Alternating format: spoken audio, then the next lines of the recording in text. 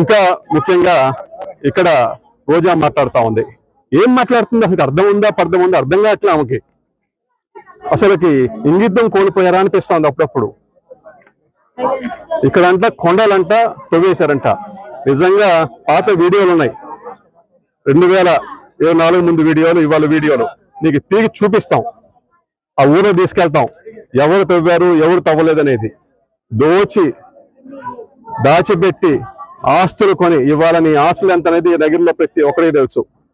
నువ్వు 3000 2000 రూపాయలకి చేయి చాచిన రోజుల నుంచి ఇవాళ 2000 కోట్ల దాకా పోయావు. 2000 కోట్లు. ఆమె 2000 రూపాయలకి ఏ పనినా చేసేది. మార్కెట్లో ఉందా మాట? నాకేమో చెప్తారు. అలా అంటాను ఇవాళ 2000 కోట్లు పోయింది. నువ్వా నీతులు చెప్పేది? ఇంకా తిరుమన్యం అంట. నువ్వు రేపు అదే ఒక 4 రోజుల్లో అదే రోడ్డు మీద పో. అక్కడ రోడ్డు లేకపోతే నువ్వు రోడ్డు ఉంటే నువ్వు దొల్లుతావని చెప్పు. అక్కడ కానీ రోడ్డు ఉంటే నువ్వు దొల్లుతావా? రోడ్డు పడినా నువ్వు దొల్లుతావా? ఏదంటే అది నోరుంది కదా తాటి మాటలాగా మాట్లాడితే బాగోదు. అది హుందాతనం కాదు. వయసు వచ్చింది, బిడ్డలు పెద్దోళ్ళు అయ్యారు. ఇంకన్నా కూడా ఇంగితం నేర్చుకొని సభ్య సమాజం అసహించుకునేలా కాకుండా కొద్దిగా ఏదన్నా ఒక పర్లేదు అనిపించుకునే పని చేస్తే బాగుంటది. నోరైతే అసలు హద్దు లేదు. చేసే చేష్టలు చూస్తే వికృత చేష్టలు. అబ్బాబ్బా, నిజంగా చెప్పాలంటే ఇలాంటి వాళ్ళు కూడా ఈ భూమి మీద పుడతారని అన్నట్టుగా బిహేవ్ చేస్తే అది నీకే చెల్లుబాటు అవుతుంది. అది ఇంకా ముఖ్యంగా ఇక్కడ రోజా మాట్లాడుతూ ఉంది. ఏం మాట్లాడుతుంది అసలు అర్థం ఉందా పర్థం ఉందా అర్థం కావట్లే ఆమెకి. అసలుకి ఇంగిద్దం కోల్పోయారా అనిపిస్తుంది అప్పుడప్పుడు. ఇక్కడంట కొండలంట తవ్వేశారంట. నిజంగా పాత వీడియోలు ఉన్నాయి, 2024 ముందు వీడియోలు, ఇవాళ వీడియోలు నీకు తిరిగి చూపిస్తాం. ఆ ఊరు తీసుకెళ్తాం, ఎవరు తవ్వారు ఎవరు తవ్వలేదనేది. దాచిపెట్టి ఆస్తులు కొని ఇవాళ నీ ఆస్తులు ఎంత అనేది దగ్గరలో ప్రతి ఒక్కరికి తెలుసు. నువ్వు 3000 2000 రూపాయలకి చేయి చాచిన రోజుల నుంచి ఇవాళ 2000 కోట్ల దాకా పోయావు. 2000 కోట్లు. ఆమె 2000 రూపాయలకి ఏ పనినా చేసేది. మార్కెట్లో ఉందా మాట? నాకేమో చెప్తారు. అలా అంటాను ఇవాళ 2000 కోట్లు పోయింది. నువ్వా నీతులు చెప్పేది? ఇంకా తిరుమన్యం అంట. నువ్వు రేపు అదే ఒక 4 రోజుల్లో అదే రోడ్డు మీద పో.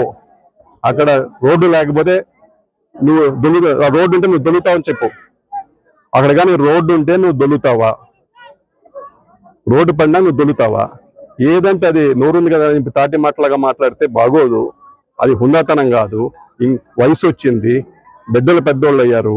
ఇంకన్నా కూడా ఇంగితం నేర్చుకొని సభ్య సమాజం అసహించుకునేలా కాకుండా కొద్దిగా ఏదన్నా ఒక పర్లేదు అనిపించుకునే పని చేస్తే బాగుంటది.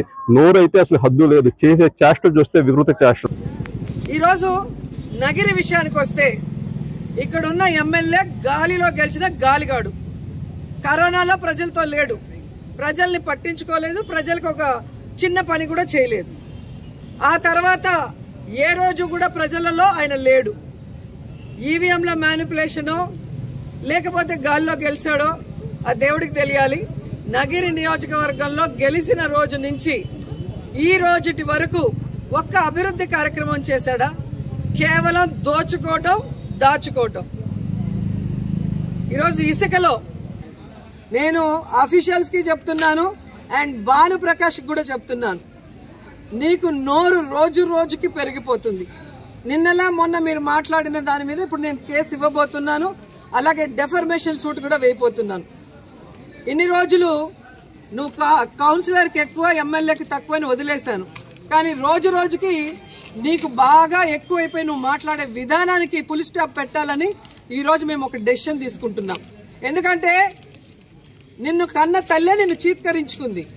నీ తోడబుట్టిన వాళ్ళే, నీ తమ్ముడు గాని నీ సిస్టర్ గాని నిన్ను చీత్కరించారంటే నువ్వు ఎంత పెద్ద నీచ్ కమీనో అందరికీ తెలుసు. నువ్వు నా గురించి మాట్లాడేంత అర్హత నీకుందా అని అడుగుతున్నా.